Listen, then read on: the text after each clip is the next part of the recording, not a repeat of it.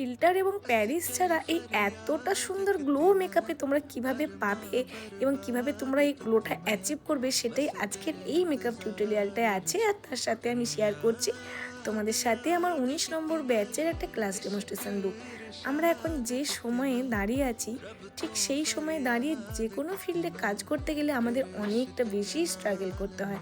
আর এই স্ট্রাগল করাটা যদি সম্পূর্ণভাবে একটা সিস্টেমে হয়, তাহলে দেখবে অনেক সময় সাকসেসটা খুব তাড়াতাড়ি পাওয়া যায়। কিন্তু এই পরিস্থিতিতে দাঁড়িয়ে আমরা সবার কাছে মেকআপ রিলেটেড নলেজ থাকলেও আমরা মেকআপটাকে কীভাবে গ্রো আপ করবো বা কীভাবে বিল্ড আপ করবো, সেই নলেজটা আমাদের কাছে সবসময় থাকে না। তাই তোমরা সবাই জানো আমাদের যে নেক্সট ব্যাচ শুরু হচ্ছে, সেই ব্যাচে আমরা অনেক কিছু অ্যাড করেছি।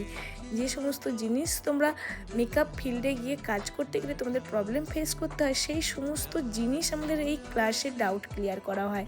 এবং তার সাথে সমস্ত রকম মেকআপ, শুধুমাত্র যে নন এইচডি বা এইচডি সেরকম না, তোমরা কিভাবে একটা লং লাস্টিং বেস করবে, কিভাবে তোমরা এয়ার ব্রাশ মেকআপ করবে। আর শুধু মেকআপ শিখলেই তো হবে না, তার সাথে তোমাদেরকে জানতে হবে একটা মেকআপ লুককে ঠিক কেমন হেয়ারস্টাইল করলে সেই লুকটা আরও বেশি রিপ্রেজেন্ট হবে।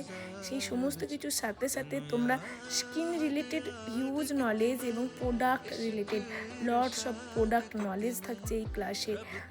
আর তার সাথে থাকবে তোমরা কিভাবে একটা প্রপার ওয়েতে মেকআপ করতে পারবে। আমরা মেকআপ সবাই করতে পারি, কিন্তু প্রপার যে নলেজ সেটা আমাদের থাকে না। আর সমস্ত কিছুর সাথে নিজেদেরকে কিভাবে মানিয়ে নিয়ে একজন প্রতিষ্ঠিত মেকআপ আর্টিস্ট হতে পারবে, এবং সেটা নিজেদের পরিশ্রম এবং নিজেদের স্ট্রাগল দিয়েই তোমরা সাকসেসফুল হতে পারবে।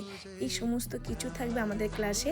আরও ডিটেলস জানতে গেলে তোমরা একটু কল বা হোয়াটসঅ্যাপ করে নাও এবং ঝটপট জয়েন করে নাও আমাদের এই ক্লাসটিতে।